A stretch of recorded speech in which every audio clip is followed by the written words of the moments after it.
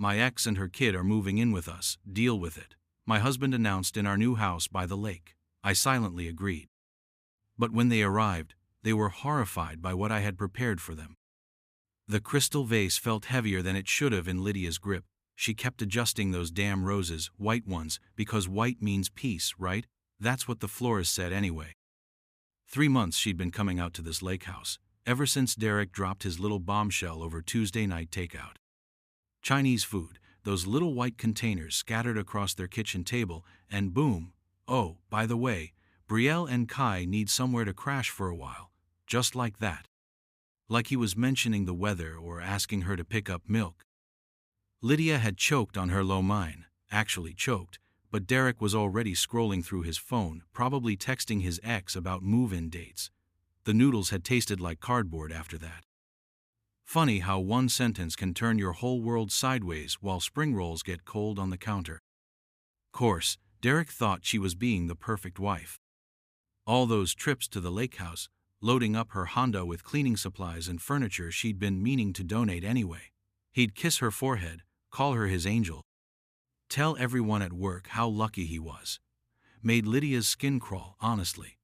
But she'd smile and accept the compliments because that's what good wives do, isn't it? The lake house sat way out there, like, seriously way out. 40 minutes from the nearest gas station, spotty cell towers, neighbors who minded their own business. Derek always said it was their escape from civilization, their little slice of paradise where nobody could bother them. Yeah, well. Nobody could hear you scream either, but Derek never mentioned that part in his romantic speeches about getting away from it all. Car doors slamming echoed across the water like gunshots. Lydia pressed her face to the kitchen window, watching Derek climb out first, all smiles and helpful gestures. Then came Brielle. God, she looked exactly like her Facebook photos, which was annoying because most people looked worse in person. Tall, blonde, wearing jeans that probably cost more than Lydia's monthly car payment. And the kid, Kai, bouncing around like he'd been shot full of caffeine, dark hair sticking up every which way. Derek was practically glowing, talking with his hands the way he did when he got excited about something. Made Lydia think of a golden retriever seeing its owner come home. She caught her reflection in the window glass, neat bun, flowery dress, that smile she'd been practicing. From the outside, she looked welcoming, maternal even. Good thing mirrors don't show what's happening behind your eyes. Derek's voice boomed through the house as he gave them the grand tour. Lydia wiped her palms on her apron. They were sweating, which was weird because she felt ice cold inside. She walked out to meet them, and Brielle's eyes did this thing, this quick scan of the living room, taking inventory like she was pricing everything. The stone fireplace Derek built himself, those huge windows facing the lake, the antique furniture Lydia had inherited from her grandmother. Brielle's expression shifted just slightly. Surprise, maybe a hint of jealousy? Hard to tell.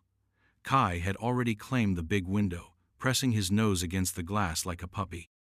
When Derek introduced them, Brielle's handshake was firm but her palm was damp. Nervous, or just the humidity? Either way, Lydia held on a beat too long, studying Brielle's face. Sometimes you can learn everything you need to know in the first 30 seconds. Dinner was like watching a play where everyone knew their lines except her. Lydia had made Brielle's favorite, chicken marsala, which she'd heard Derek mention approximately 50 times over the years. The good china came out, the cloth napkins, even those ridiculous wine glasses they'd gotten as a wedding gift. Brielle loosened up after the second glass of Pinot Grigio, laughing at Derek's stupid jokes, complimenting the food. Even told Lydia her dress was absolutely gorgeous. Each compliment felt like a tiny paper cut, not painful exactly, but sharp enough to notice. Then Brielle mentioned the custody hearing next month, how she just needed to get back on her feet, and everything would be settled. Derek's fork stopped moving for like half a second. Next month? Lydia had been thinking weeks, not months. The timeline was shifting, expanding like spilled water soaking into fabric. Derek snored, not loud, just this consistent rumbling that usually helped Lydia sleep. Tonight it felt like fingernails on a chalkboard. She could hear Brielle moving around in the guest room, footsteps on creaky floorboards, dresser drawers opening and closing. Kai had crashed hours ago, worn out from exploring every inch of the property. Kid had energy like a wind-up toy. Lydia slipped out of bed, avoiding the squeaky board near Derek's side. The lake looked different at night, black water reflecting stars like scattered diamonds. Pretty, if you didn't think too hard about what might be hiding underneath the surface. She pressed her hand against the cool window glass, leaving a brief handprint that faded almost immediately. Disappear fast. Others last longer than anyone expects. Morning brought the first hiccup in paradise. Brielle discovered her phone was basically a paperweight out here. No bars, no data, nothing. Her laptop couldn't find Wi-Fi either, and the landline just hissed static when she tried to make calls. Derek went into full apologetic husband mode, promising to call the service provider, explaining how the internet was always acting up out here. Lydia kept busy making breakfast, suggesting they could all use a break from technology anyway. Wouldn't it be nice to just disconnect for a while? Brielle's smile got tight around the edges. She had calls to return, emails to check, deadlines breathing down her neck. Derek kept reassuring her everything would be fixed soon. Lydia served up fresh blueberry pancakes. Kai's face lit up like Christmas morning. Sometimes keeping kids happy is the best way to keep their parents off balance. 3 days in, Brielle found the first mice. 2 of them, arranged in her underwear drawer like some twisted gift. Their tiny bodies were positioned with disturbing precision, not random, not accidental. When she showed Derek, he went into practical husband mode. Old house, he said. Probably just need to call an exterminator. Lydia appeared with cleaning supplies and sympathy, mentioning she'd found a few dead bugs in her own room. These old places. She sighed. They have their little quirks. The bathroom mirror developed a crack that night, spiderweb fractures spreading across Brielle's reflection each morning. Her clothes started smelling like mothballs, despite being freshly washed. Little things. Individually explainable. Together. Well, together they formed a picture Brielle didn't want to look at too closely. 4th night, Brielle woke up to her bedroom door standing wide open. She was dead certain she'd locked it, had tested the handle twice before bed. The hallway stretched out like a throat, darker than it had any right to be. Kai's door was cracked open too. She grabbed his baseball bat from the closet and crept across the hall. The boy was sleeping like an angel, but his window was open, curtains dancing in the breeze. She definitely remembered closing it. Footsteps echoed from downstairs, soft but deliberate. Brielle gripped the bat tighter and made her way down, every step creaking like an old ship. Found Lydia in the kitchen, washing dishes in complete darkness. When she turned around, her smile was serene as a saint's. Couldn't sleep, she explained, like doing dishes at 3 a.m. was the most natural thing in the world. Derek noticed Brielle looking rough over breakfast. Dark circles, shaky hands, barely touching her food. When he asked what was wrong, she laughed, this brittle sound that made Kai look up from his cereal with worried eyes. Just tired, she said, but her voice had an edge. Lydia suggested herbal tea, something to help with sleep. She had this special blend from her garden, practically guaranteed to bring peaceful dreams. Brielle tried to decline, but Lydia was already bustling around the kitchen, brewing something that smelled like lavender mixed with something else, something earthy and bitter.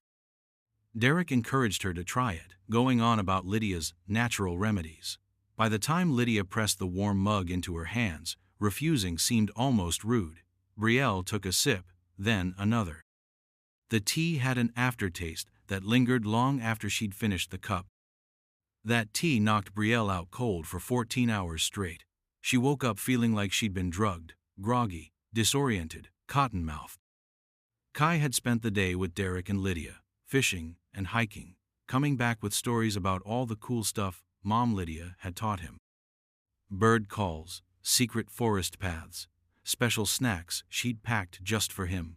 The kid was practically glowing, hanging on Lydia's every word during dinner.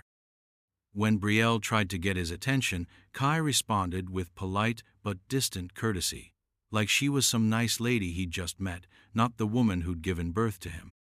Lydia smiled warmly across the table, cutting Kai's meat into perfect bite-sized pieces. The domesticity of it made Brielle's stomach turn. She was watching her son fall in love with a stranger while she sat there powerless to stop it.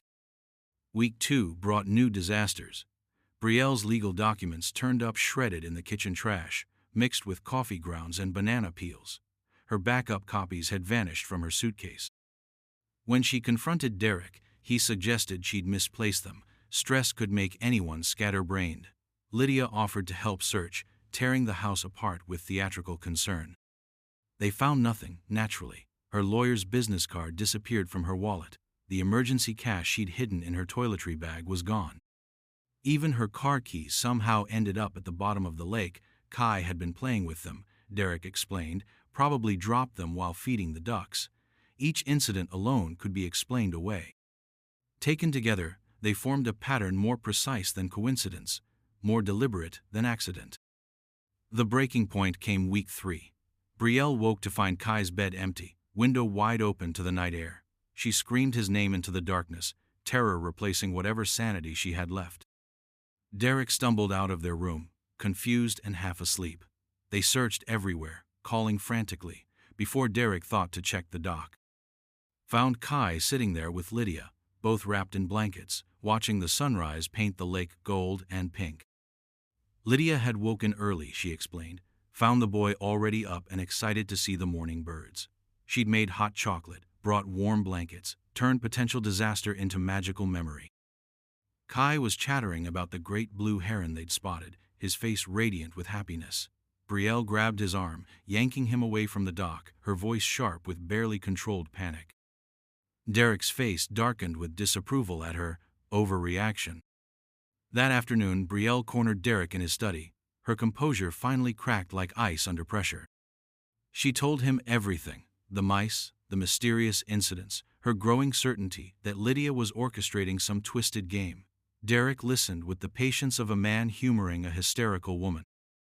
Stress could cause paranoia, he explained in that calm, reasonable voice that made her want to scream.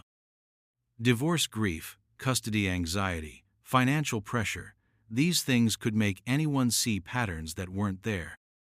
Lydia was bending over backwards to help them, and Brielle was responding with cruel accusations. When she demanded they leave immediately, Derek's patience snapped. Where would they go? She had no money, no resources, nowhere else to turn. She needed to get control of herself, for Kai's sake if nothing else. Through the walls, they could hear Lydia humming in the kitchen, the sound peaceful and domestic and absolutely infuriating. The last night, Brielle lay awake gripping a kitchen knife, every muscle rigid with exhaustion and fear. She'd shoved furniture against the door, checked the window locks obsessively, positioned herself between any threat and her sleeping son. Hours crawled by in suffocating silence. Then, just before dawn, she heard it, her name whispered from the garden below. She crept to the window, knife raised, and peered through the curtains. Lydia stood in the flower bed, white nightgown glowing in the pre-dawn light. She was looking up at the window, smiling with serene confidence. Their eyes met through the glass, and Lydia raised one finger to her lips. Shh, don't wake the others. Then she turned and walked back toward the house, disappearing into shadows like she'd never been there at all. Brielle slumped against the wall, knife clattering to the floor. She was trapped in someone else's nightmare, and morning would bring no rescue. Morning brought Derek's ultimatum, delivered with the finality of a judge's gavel. He'd tolerated Brielle's episodes long enough. Either she got professional help immediately, or he'd file for emergency custody of Kai. The boy couldn't continue living with a mother whose mental health was deteriorating so rapidly. Lydia stood behind Derek, her hand resting supportively on his shoulder, face arranged in perfect concern. She'd already packed a bag for Brielle, made some discreet phone calls. There was a facility 2 hours away that specialized in postpartum depression and adjustment disorders. Very understanding, very professional. Kai would be safe and loved while his mother got the help she clearly needed. Brielle looked at her son, saw the confusion and fear in his young eyes, and realized the game was over. Lydia had won without ever breaking character, without ever dropping her mask of kindness. The victory was total, elegant, and absolutely devastating.